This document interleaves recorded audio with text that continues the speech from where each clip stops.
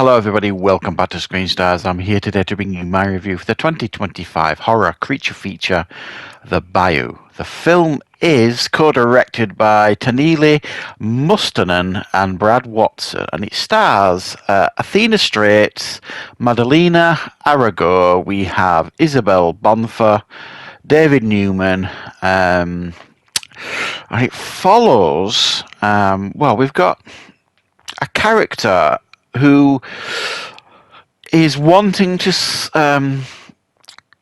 spread her brother's ashes on the Florida Keys, basically, because he died fairly recently in a tragic incident that she feels responsible for. So she goes with a group of friends. They book a flight on a light aircraft. Whilst heading there, there is an incident on the plane. It crash lands in the bayou, and they have then got to trek many, many miles through this dangerous environment. And it is dangerous because there is a group of lethal and hungry alligators, that is starting to hunt them down. These behave far more aggressive than normal alligators, and it's up to the group to try and survive. Right. What are my thoughts on The Bayou?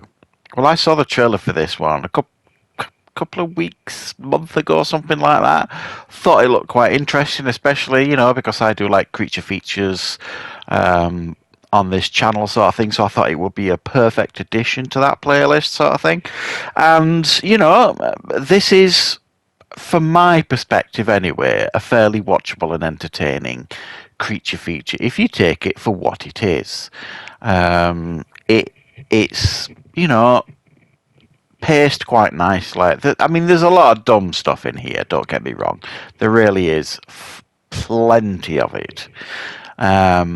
But there's also some good thrills and some good edge of the seat scene, sort of thing, involving the gators. And there's obviously a decent budget behind this, because I thought the gators looked fabulous for the most part. They felt really, really aggressive, very, very threatening. They were lopping heads, limbs and arms off left, right and centre in this film. Every time there was the threat from the gators, you felt that threat on the screen. So I thought the film did a really, really good job of doing that. Where the film, I suppose, fails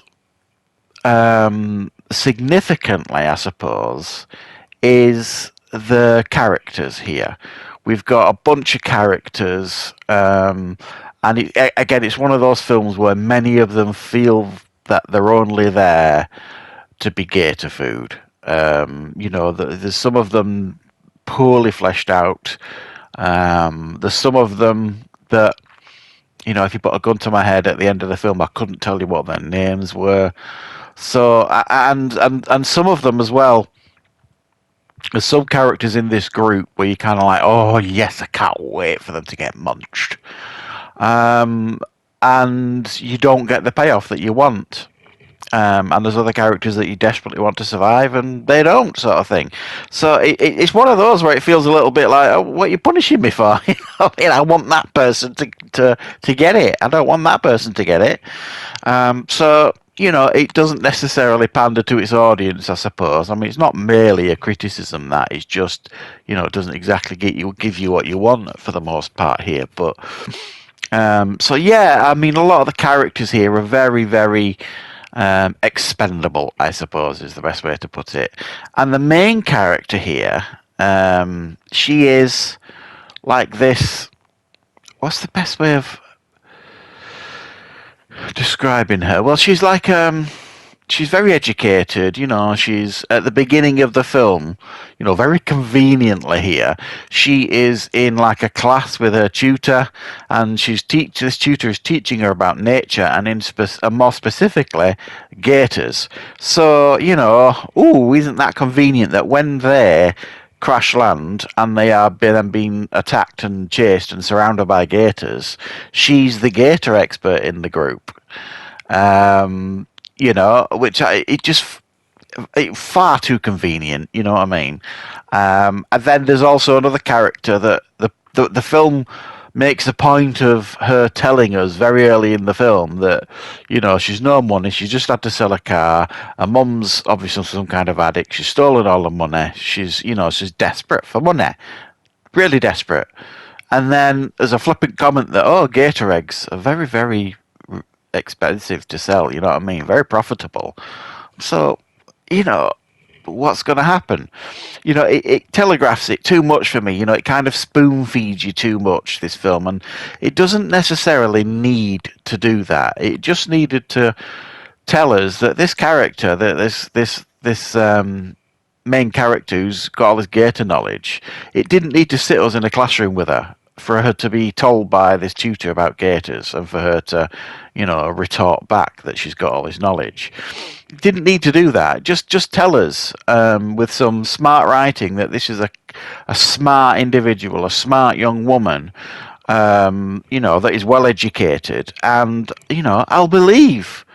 You know, if she says this and that, I'd have believed it, sort of thing. We didn't need to know that this specific person has all the knowledge in the world on gators. It does an odd thing as well with another character, the pilot. They make him out in during the film, for the most part, to be a fairly balanced character. You know, he doesn't come across as a villain or a bad guy or anything like that. And then it gets to a point in the film where he starts behaving like it, and I'm like, well, that's not what you've shown us before. It's almost like they turned him really awkwardly into the character from Anaconda, played by John Voight. You know, this sinister character, but it kind of betrayed what they'd given us earlier in the film for this character. But you know, a lot of these things I'm saying are nitpicky stuff, I suppose. For the most part, I do think this film was exactly what you want from a film like this, a creature feature with alligators chasing people down, chopping things, munching people, you know, and there's a little added thing as well with these gators that they are acting so aggressive because they're high on drugs. Basically, they've been they've been making a nest in what used to be like a drug hideout or a drug manufacturing plant that you see getting broken into by the DEA at the beginning of the film.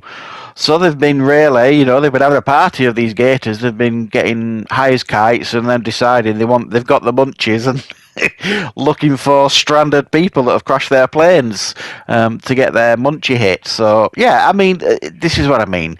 It's pretty dumb, this film, but it's also entertaining if you're looking for a fun and watchable creature feature film that's got a decent budget behind it.